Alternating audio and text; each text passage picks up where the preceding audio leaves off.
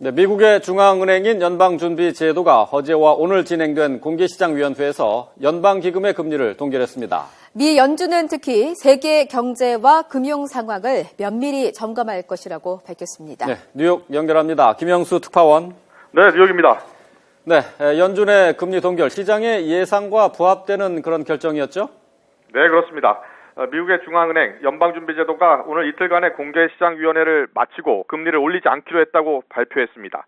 이에 따라 연방기금 금리는 현재 0.25에서 0.5%를 그대로 유지하게 됐습니다.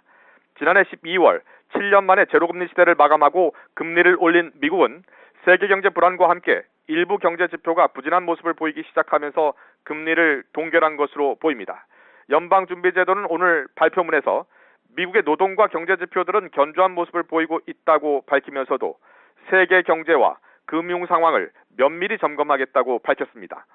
지난해 미국은 금리를 인상하면서 세계 경제와 금융시장에 대한 구체적인 언급을 하지 않았던 것과 비교하면 세계 경제 불안을 지금 주목하고 있는 것으로 풀이됩니다. 실제로 최근 유가가 $30 안팎으로 급락하는 등 세계 경제가 불안한 모습을 보이자 미국 경제 지표들도 금리를 인상한 지난해 말과 달리 영향을 받기 시작했습니다. 이달 초 발표된 실업률이나 오늘 발표된 주택 판매는 지난해와 같이 견고한 모습을 보였으나 유가 하락으로 소매 판매 지수가 악화되는 등 물가 지표들이 심상치 않은 모습을 보이고 있습니다. 게다가 중국 증시가 경기 둔화 우려로 폭락하고 있고 지난해 금리 인상 이후 일부 신흥개발 국가들의 경제 불안도 미국 금리 동결을 이끌었다는 분석입니다.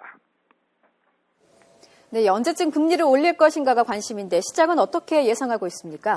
네, 미국은 지난 90년대 이후 한 번 금리를 올려야겠다고 판단했을 경우에 몇 년에 걸쳐서 지속적으로 금리를 올려왔습니다.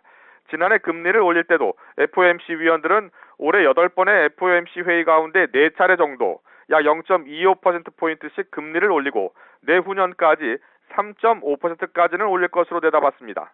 일단 이번 달 금리 인상이 물 건너갈 만큼 3월 중순, 4월 말, 또 6월 중순에 열리는 FOMC 회의를 주목해야겠습니다. 현재 연방기금 금리를 예측하고 있는 CME 그룹의 패드워치는 여름에서 가을쯤 한 차례 추가 인상을 예상하고 있습니다. 세계 경제 불안이 해소되고 미국 경제가 다시 견고한 성장세를 보이지 않는 한 당분간은 금리를 올리기 쉽지 않아 보입니다. 자, 금리 동결 소식에 뉴욕 금융시장 어떻게 움직였습니까? 네, 오늘 뉴욕 시장은 FOMC 결과를 하루 종일 예의 주시하면서도 유가와 기업들의 실적에 따라 등락을 보였습니다.